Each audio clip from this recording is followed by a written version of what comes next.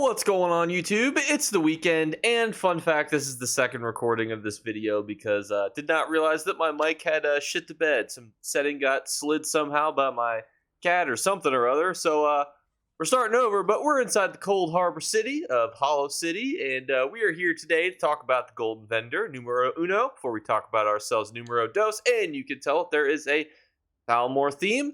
Love it. This, spoiler alert, is probably the best item here when it comes to resale value. Then we've got some rocks. It's kind of like a little tent. I actually didn't notice that earlier. And we got a very generic looking banner. A very uncomfortable looking bed. Doesn't seem like it's going to block a whole lot of windshield here. Well, this actually looks pretty good too. The little boar. 4,000 for this little boar. Fire pit, not too shabby, and then we've got the little I don't think those rocks are going to stay up very well, but we got a little rock thingy. The reason why we talk about these, obviously, for those of you who may be new, is resale value. So obviously these are unique items to this vendor this specific weekend, which means next weekend there'll be new items here, so you won't be able to buy these ones, which means that some people may want these for their house later in the future, and obviously some of them that look better will be obviously easy to resell, and I would say that that's going to be this pelted boar and this hut right here. And even with the corrupted audio from earlier, just know that I still love you guys from our conversations earlier in the cold harbor city while we were waiting for the vendor to start. Don't mind the fact that I'm still in work clothes because we are inside a Cyrodiil for the second golden vendor. This is a vendor that's got our gold equipment / monster sets, and I will tell you right now, they're fairly good. Amber Plasm is a great recovery set for those of you who right now who are thinking to yourself, Jake, what could I use a recovery set for? Whole bunch of things. Tanks love recovery. Werewolves love recovery. PvP builds could potentially love recovery depending on the different stats and things that they're running. Obviously, health recovery is not necessarily as good as it was, but Magicka, crit, and then weapon and spell could pair really well with certain DPS PvP setups. Deadlands Assassins is one of the more popular sets to sell, so I can clinically tell you, as a non-certified clinician, that this could be a pretty decent set for you to be able to sell. Now, if you're interested in what it does, that's going to be for its 5-piece weapon and spell.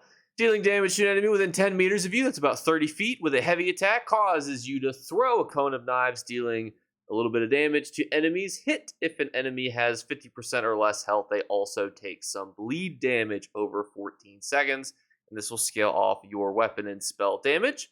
Next, we have Ring of Draugr's Heritage, which it basically will knock down people and heal you when you're under 35% health. Now, I do like that this doesn't include health recovery. I'm not a fan of PvP sets that give you health recovery when certain situations like this are met. Do I like it? I don't know, because I feel like there are better sets that could do this. If I'm trying to think in my head of a PvP setup where I could utilize this set, not a whole lot are jumping into my mind, but overall I could definitely see this being used. It is a pretty niche set, but fun. Then we have Undaunted Infiltrator, which is in the top 5 most popular sets to build light and heavy attack builds with, because when you cast an ability that costs Magicka while in combat, you increase the damage of your light and heavy attacks against monsters by 1645 for 10 seconds. It's in the top 5 best light and heavy attack build sets in the game. However, like I've kind of warned people sometimes, I just feel like light and heavy attack builds are a bit risky when it comes to patch notes and what's not, because I feel like the developers will sometimes nerf them more specifically than any other set in the game. But next we have Domahas, which is from Falkreath Hold. These are shoulders, which means that you're able to buy the shoulder and then run the actual dungeon on veteran, and bada bing, bada boom, wham bam, thank you ma'am. You will have yourself a completed monster set. Now, quick shout out, this is one of the best one-piece sets. So say you're in PvP and you want a one-piece mythical, and then you've got your one-piece monster set. Magicka and stamina is pretty great. I love that. I had to use it on my Swarm Mother. So this could be a great way for you to get that shoulder piece that you might need. But if you're interested in its actual effect, it does a whole lot of weird things. When you deal damage, you create a 10-meter ring of molten earth around you for 10 seconds. That's about 30 feet in a sixth of a minute. And that's going to deal a little bit of flame damage and some physical damage every second. But more importantly, as you stand in this ring that does eensy-beensy little onesie damages, you're also going to be increasing your weapon and spell damage on a non-named buff, which means that it will stack with everything. Now, you might think to yourself, wow, this is such a popularly used set. It used to be long ago. However, in the rise of the age of the mythical, the age of man is over, mythicals have taken over, and that has really plummeted the value of a lot of these monster sets that used to be good.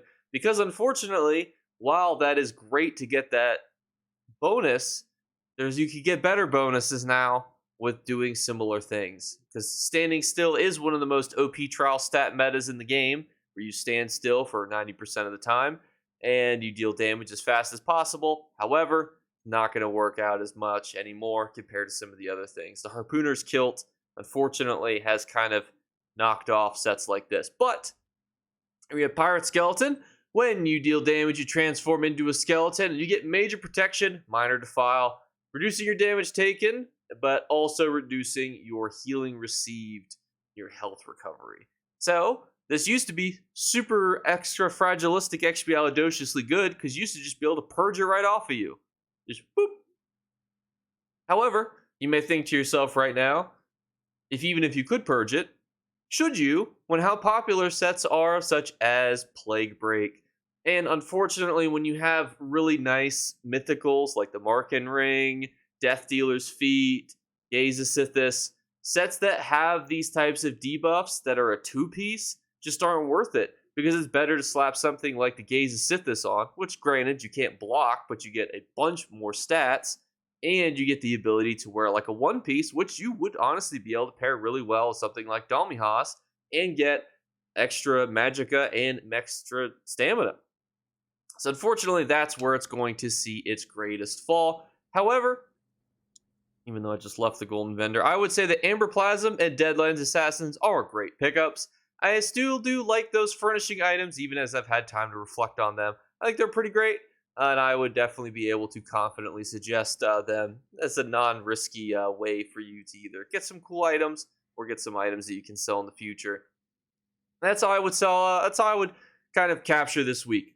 Cool items. You know what I mean? Some very cool items that I would be able to confidently suggest to you guys. So let me know what you guys think in the comments below, because we are doing the giveaways and we are also so close to 13,000 subscribers. So while I cannot promise you any cat video footage this video, because I put it in the last one and the audio got corrupted and now she's off playing that away, I will, if we hit 13,000 subscribers, post one foot photo in my community tab. So if we hit it over the weekend, we'll see. And the giveaway drawings obviously will still be in effect. That will be, the drawing will be on May 1st, which is Monday. 3 drawings, 1 random comment. Just don't write any spam comments that contain porn links and you'll be entered. Second one is a random subscriber. I mean, hey, if you got multiple accounts, I mean, you can enter as many times as you want.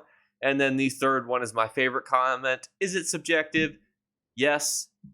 I apologize, but I wanted you guys write some really nice comments, and I wanted to be able to kind of pick through them. So those are the 3 giveaway drawings. And as a reminder, too, instead of just $20, you have the option, if you are interested in getting ESO merchandise, such as things like mugs,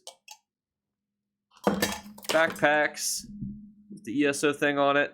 So we're trying to increase it that way, in 10 years, and you look through your cabinet of trinkets, you see that ESO mug in your cabinet, and you think to yourself, I watched a random Golden Vendor video one day, and I left a comment, and then I got a mug. Granted, then you'll probably go on with the rest of your day, but I, in 10 to 20 years, will have occupied 30 seconds of your time, and that is the goal. So let me know what you guys think in the comments below, and I will catch you guys later. Bye, guys. Remember to like and subscribe to Jake Clips. Or you should. I might have to pluck your eyes if you don't. Or, better yet, I'll skip rope with your entrails. Do it now. Subscribe. Ta-ta. Off with you. Hopefully that wasn't too crazy. After re-recording, I was like, I can't do it again. The whole thing was corrupted, including all the audio clips. I was like, what in the world happened to the mic? But tested through it real quick, because obviously we're on a bit of a time schedule here. Thankfully, we were able to get through it. So, whew. But hope you guys liked the video, and I'll see you guys later. Bye, guys.